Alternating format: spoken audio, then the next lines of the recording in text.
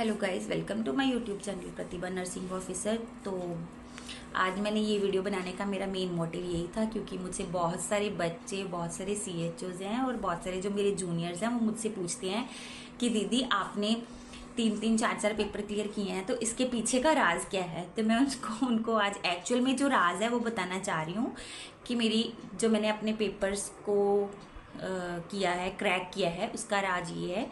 Nursing exam content है जो, वो यूट्यूब पे उनका एक चैनल है, वो बहुत अच्छे क्वेश्चंस डालते हैं। वो डेली 5, 6, 7 क्वेश्चंस वो डेली मैम डालती हैं और वो पढ़ती थी। वो उससे मेरा क्या हो गया, इंटरेस्ट बढ़ने लग गया। तो उसके लिए मैंने अपनी प्रैक्टिस के लिए उनसे टेस्ट सीरीज ली। मैंने बोला मैम कि मुझे टेस्ट सीरीज दे दो, मुझे प्रैक्टिस करनी होती है। तो ऐसे तो फिर मुझे पढ़ने का मज़ा नहीं आता जब तक हम अपने आप को चेक नहीं करते। अपने आप को इवेल्युएट करना भी ज़रूरी है। जब हम पढ़ लेते हैं ना, तो हमें अपने आप को इवेल्युएशन भी करना ज़रूरी है कि हमने क्या पढ़ा है, हमें क्या रिटेन हुआ है, हमें कुछ समझ आया या नहीं आया। तो उनकी भी उन्होंने भी मेरी बहुत हेल्प की थी।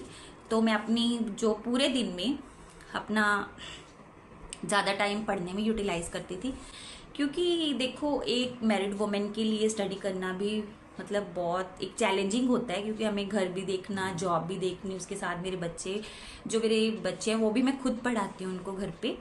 तो ये एक बहुत चैलेंज था मेरे लिए। तो बट मुझे ये था कि मेरा एक गोल था, मैंने अपने माइंड में एक गोल सेट किया हुआ था कि मुझे एक गोल पे पहुंचना है। तो वो मेरा गोल यही था कि मुझे रेगुलर जॉब ही लेनी है। तो सबसे पहले मैंने CHO की जॉब की है, वो भी मैंने 3-3.5 साल जो की है अपनी CHO की जॉब।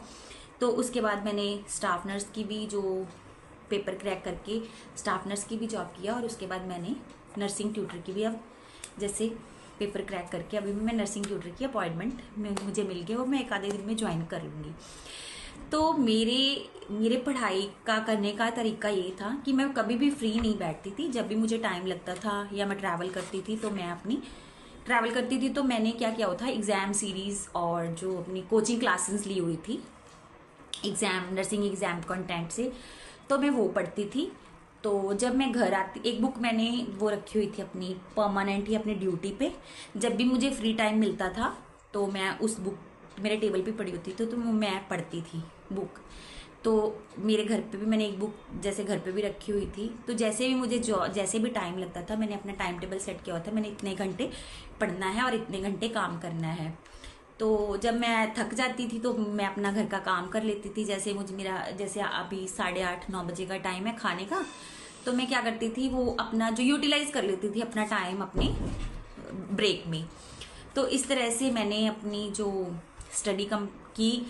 और मेरे स्टडी करने का तरीका ये था कि मैं रिवीजन करती थी ज़्यादा। जैसे मैंने एक बार चीज़ पढ़ ली, क्योंकि जब तक हम किसी चीज़ को पढ़ के उसको रिवाइज नहीं करते, तो वो हम उसको रिटेन नहीं कर सकते। हम उसको ज़्यादा टाइम तक नहीं रिटेन कर सकते, क्योंकि हम भूल जाते हैं। बिकॉज आपको सबको ही पता है, क्योंकि जो अगर हम बार बार पढ़ते हैं तो वो हमें चीज़ याद रहती है। तो कई बार ऐसी चीज़ें होती थी जो हमें रिटेन करने के लिए मैंने क्या किया था, वो आपको मैं वीडियो शेयर करूँगी। मैंने अपने रूम में की पॉइंटर्स, जो चीज़ मैं पढ़ लेती थी ना, उसको एक छोटा सा हेडिंग दे के मैं लिख लेती थी। तो शायद आप मेरी वीडियोस देखी भी होंगी, या मैं आपको और शेयर भी करूँगी कि मैंने अपने रूम में ऐसे पेपर्स पे लगा लगा के ना की पॉइंटर्स लिखे हुए थे, छोटे छोटे। वो मुझे ही समझ आते हैं, वो मेरी राइटिंग में मुझे ही समझ आते हैं। तो मैं डेली उन की पॉइंटर्स को लर्न करती थी, देखती थी, क्योंकि मुझे ये था कि मुझे भूले नहीं, क्योंकि वो इंपॉर्टेंट चीज़ें होती हैं जो हम लिख लेते हैं। तो इसलिए तो वो मैं लिख के उनको मैं डेली याद देख लेती थी। जब मैं देखती थी तो मुझे याद रह जाती थी। तो इस वजह से जैसे भी मुझे, ये सबसे जो इजी मेथड है पढ़ने का। तो इसके साथ साथ मुझे रिवीजन और कंसिस्टेंसी भी बहुत ज़रूरी है। जब हम कोई चीज़ एक बार पढ़ते हैं तो उसके लिए हमें रिवीजन और कंसिस्टेंसी भी बहुत ज़्यादा इम्पॉर्टेंट होती है। तो इसलिए मेरी यही जर्नी थी। तो इस जर्नी